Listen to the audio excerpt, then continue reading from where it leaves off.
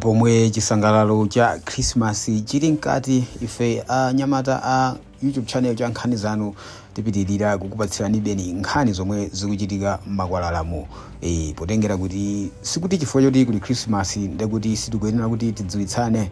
Tikudziwa kuti ambiri muli kunyanja, ena ndithu muli madera osiyanasiyana kusangalala makamaka pokumbukira kubadwa kwa mpulumutsi wathu Yesu Khristu. Tikhale tikuwerenga zina ndi zina zimene zalembedwa pa tsamba la Zodiac Online pamenepa pomwe pali nkhani ina makamaka yokhudza Anomani Chisale. Kodi iwoyo ayankhulanji makamaka mtsiku limene litakhala pompo chifukwa tikhale tikuwerenga zimenezi. Wachiwiri kwa nduna yoona za mdziko Anomani Chisale wati President Peter Mutharika wapereka mphatso ya ng'ombe zisanu komanso 5 million kwacha kwa ogwira ntchito pa ndende ya Maula. Mphatso iyi Mutharika akuti ayipereka atamva za ulendo wa mwana wawo Tadikira yemwe lero akuchita chikondwerero cha Christmas pa ndendeyi. Koma Achisale achenjeza kuti boma lipitanso kuchikangawa kuti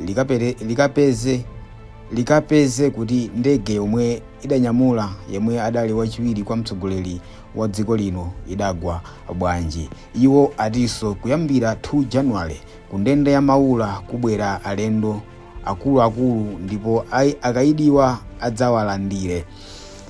Nkhani yake ndimeneyo ndithu. Anomani Chisale tonse tikudziwa kuti nda Deputy Minister of Homeland and Security.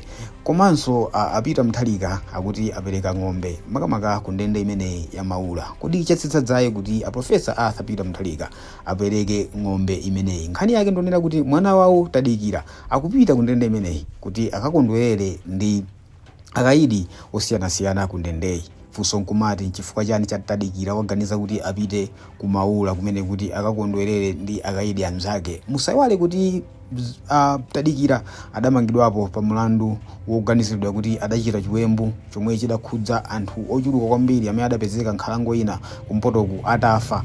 Ndipo iyeyo adamangidwa nkutchachidwa mlandu wokupha ndithu, adakaponyedwa ku ndende imene ya Maula ngati kwa lumande. Anakhalako ndithu pafupifupi miyezi iwiri komanso masiku angapo closer to 70 days kumapita chakumene kuku ndithu ali pa rimande. Tonse zimenezo tikudziwa bwino. So ndikuganiza kuti mwina yeyo akupita kwa sangalanda akayida amene wapozindikira kuti nayenso anali mmodzi mwa akayida amene amasungidwa mu ndende imeneyi ya Maula prison. Komanso kuphatikizapo Anomani Chisale anenanso kuti boma likhale likufufuzanso makamaka mene ndege imene idanyamula South Stream komanso anthu ena 80 idagwera makamaka mu nkhalango ija ya Chikangawa. Musaiwale kuti tili mu nyengo ya Christmas pomwe timakumbukira kubadwa kwa mpulumutsi Yesu Khristu.